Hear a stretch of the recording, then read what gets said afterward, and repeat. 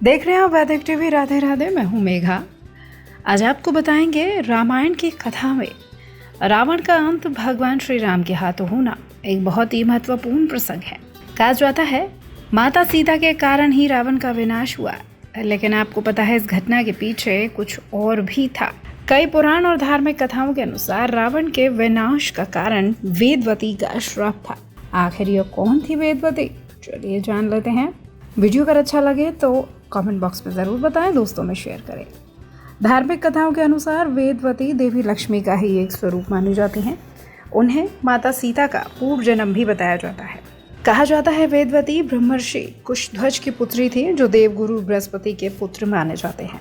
बचपन से ही वेदवती को वेदों का ज्ञान था, इसी कारण उनका नाम वेदवती रखा गया। अत्यंत सुंदर और तेजस्वी कन्या थी और भगवान विष्णु की परम भक्त थी। जैसे जैसे वो बड़ी हुई, उनकी भक्ति और श्रद्धा बढ़ती गई।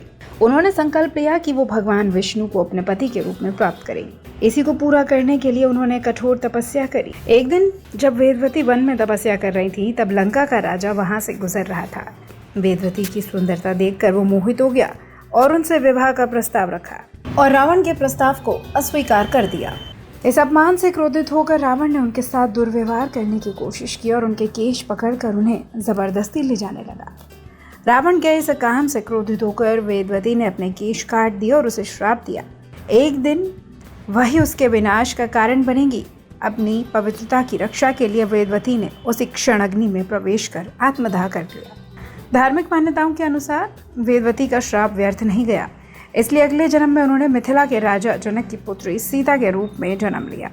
भगवान विष्णु ने वेदवती को वचन दिया, अगले जन्म में वो उनके पति बनेंगे। इसी वजह से माँ सीता का विवाह भगवान विष्णु के 7वें अवतार श्री राम से हुआ। बाद में जब रावण ने छल से सीता जी का अपहरण किया, तब भगवान श्री राम ने युद्ध में रावण का वध किया।